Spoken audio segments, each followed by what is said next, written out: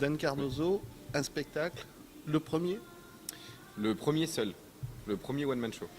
Pourquoi le premier? Qu'est-ce qu'il y avait avant? Avant, j'ai créé un spectacle de théâtre d'improvisation sur un pari au cours d'une soirée et qui finalement, après la première date qui était dans un lieu de 76 places où 120 personnes sont venues, on a enchaîné sur une centaine de dates sur 2 ans. Donc, ce qui n'était pas du tout prévu et où on a fini au théâtre Montmartre de la Voix. Alors, pourquoi ce seul en scène? On va parler français. Pourquoi? J'ai vécu 1 an aux États-Unis et du coup, quand j'en suis revenu, j'avais tellement de choses à dire, j'avais tellement de choses à raconter, c'était tellement absurde que j'ai voulu commencer à un moment à en parler. Au Disney World, soyons clairs.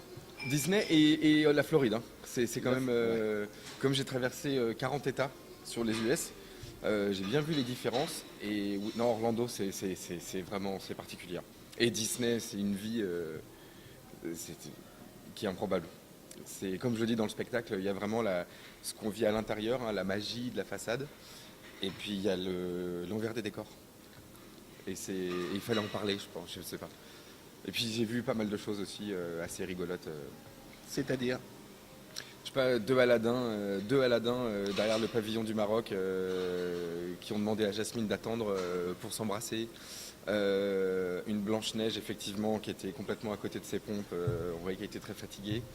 La Belle au Bois dormant, qui, à chaque fois qu'on la voyait passer, on ne comprenait pas pourquoi elle avait eu le rôle de la Belle au Bois dormant, parce que la pauvre, elle avait plus l'aide d'être du côté dormant que du côté belle. Et on s'est fait agresser par Donald aussi. Et c'est rigolo parce que voilà, le mec, il y a un moment, il est venu nous agresser alors qu'il s'est pas rendu compte qu'il avait encore la tête de Donald. Donc du coup, ça donne des situations complètement cocasses et improbables. mais il faut pas que j'y amène mon neveu ni ma nièce, ils vont être déçus, on leur casse leurs rêves là, on Alors, leur montre l'envers du décor. on m'a posé la question sur le spectacle, est-ce que c'est interdit à un certain âge? Et à chaque fois qu'on me pose la question, je réponds honnêtement, moi je le déconseille au moins de 12 ans, dans le sens où, sauf si l'enfant est vraiment éveillé et qu'il n'est pas spécialement pro-Disney, s'il est plus les types Marvel ou DC Comics, ok. S'il est pro-Disney, il faut pas qu'il vienne. En même temps, il n'y a pas grand-chose qu'il peut comprendre, je pense. Vu qu'il y a beaucoup de jeux de mots qui sont précis. L'écriture, c'est Dan Cardozo, Ouais, entièrement. entièrement. La metteuse en scène m'a aidé à affiner le texte, parce que j'ai tendance des fois à écrire un peu comme je parle. Et elle m'a juste dit, regarde ça, là tu rajoutes un commentaire, enlève-le. Sois plus... Mais tout ce qui est écrit, toutes les situations, c'est moi. Non, c'est pas toi, c'est deux, vous êtes deux. Il y a C'est- Monsieur Dan Cardozo et Mademoiselle, Alice je ne sais Bagret. pas comment. Alice Bagret, qui d'ailleurs j'ai mise en co-auteur sur le spectacle. Oui, mais enfin, c'est quand même, sauf erreur de ma part, presque le même personnage. Hein. Ah, vous parlez d'un autre personnage qui apparaît en fin de... Ah, elle m'a beaucoup aidé aussi, ouais. Alors, pourquoi cette envie de se transformer, dit-on? Cette envie, pour plusieurs raisons. J'avais envie aussi de montrer que se transformer, c'est pas forcément entrer dans le cliché gay ou n'importe quoi. Moi, pour moi, c'est un personnage qui existe. Hein. June, c'est un mélange de plusieurs personnes que j'ai rencontrées. Et limité, pour moi, c'était pas assez. Et à cause d'une autre expérience en convention où je me suis retrouvé à danser Beyoncé devant 700 fans de séries américaines, et que du coup on me l'a demandé à chaque fois que je faisais des conventions, je me suis dit il faut absolument qu'elle soit là. Et j'avais envie de cette représentation de l'américaine cliché, typique d'Orlando, hein, ou du centre des États-Unis, ou alors de Miami Beach, quoi. C'est celle qui...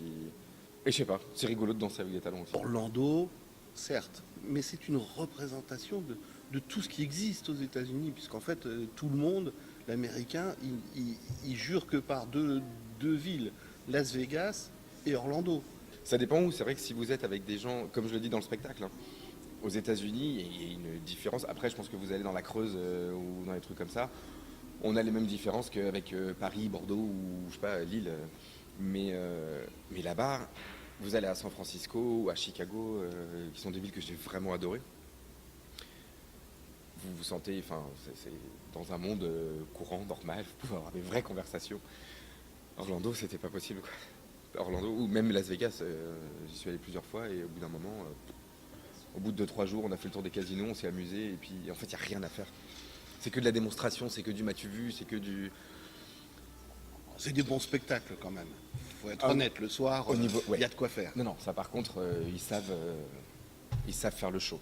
Ça, c'est clair que même dans la rue, enfin, je veux dire que ce soit les hôtels, que ce soit les spectacles, les artistes qui s'y produisent, c'est magnifique. Alors revenons au théâtre. À Paris, cette idée de se montrer sur scène, elle est venue donc de ton expérience, mais c'est pas difficile de trouver son public quand on n'est pas encore assez connu? En fait, ce qui m'a lancé vraiment dessus, c'est que ça fait 4 ans que je bosse pour des organismes de convention. Convention, c'est les événements où on fait venir des acteurs de séries américaines pour qu'ils puissent rencontrer leurs fans. Comic-Con, par exemple. Voilà, exactement, comme les Comic-Con. Sauf que les Comic-Con, c'est énorme, c'est plein de séries mélangées. Les organismes pour lesquels je bosse, ils prennent une série et le week-end est dédié à cette série. Donc c'est, on va dire, entre 8 et 10 acteurs principaux de la dite série. Et donc les fans viennent, ils sont entre 600 et 800 personnes. J'ai déjà présenté 25 conventions que je présente, que je traduis français et anglais dans les deux sens pour que tout le monde se comprenne. Et j'ai fait Paris, Montréal et Amsterdam.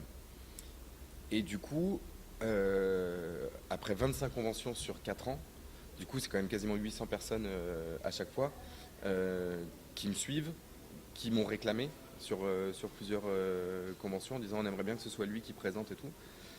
Et du coup ça m'a déjà assis une fanbase assez solide pour pouvoir me dire ok, les gens me suivent, je vais le tenter. Après c'est l'expérience aussi, hein, on verra. Ouais, mais bon, la convention, c'est à l'échelon international, et là, le théâtre, c'est à l'échelon du microcosme parisien. C'est ça. Du coup, je vais voir ce que ça va donner. Après, c'est une première expérience, comme je disais. J'espère que le bouche à oreille fera que les gens auront envie de découvrir le spectacle. Après, c'est un processus qui est long, hein. Moi, au départ, le théâtre, je lui ai demandé 3 dates pour faire découvrir mon spectacle. Il a éclaté de rire en me disant 3 dates, tu feras rien. Donc, je t'en mets 16. Et au moins, déjà, avec 16 dates sur 3 mois et demi, ça permettra aux gens d'en discuter, que tu aies des critiques. 3 dates, qu'est-ce que tu veux faire avec 3 dates? Effectivement, vu sous cet angle. Donc j'ai pris les 16 dates et puis je vais bien voir à la fin des 16 dates. Est-ce que tu as envie de montrer le spectacle ailleurs que dans justement ce microcosme parisien, c'est-à-dire partir dans des petites villes Ah oui. de banlieue, de province, pas obligatoirement des grandes villes. Je pense pas à Lyon, Marseille, je pense à, je sais pas, Là j'ai plusieurs personnes qui m'ont demandé d'aller faire Rennes. J'ai des personnes qui m'ont demandé d'aller faire Tours. J'ai des amis en Guadeloupe qui me disent qu'ils peuvent obtenir des théâtres pour que j'aille le produire en Guadeloupe. Donc ouais, moi au contraire, justement, c'est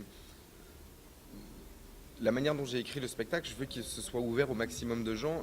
Il est sur la tolérance et l'ouverture, donc j'ai pas envie que ce soit justement dans une ville qui est déjà ouverte à la base. Si ça peut s'étendre justement à des petites villes de province, ah j'avais pas vu ça comme ça. oui, mais enfin, je prends des toutes petites villes, moi, des villes de 10 000 habitants qui ont simplement une petite salle des fêtes, et quelquefois, c'est eux qui font quelque chose, qui a une étincelle qui jaillit. Mais là en février ou mars, je compte aller à 40 minutes d'Avignon, vers Barjac, et jouer dans des petits trucs là-bas. Donc c'est pareil, hein, ça va être.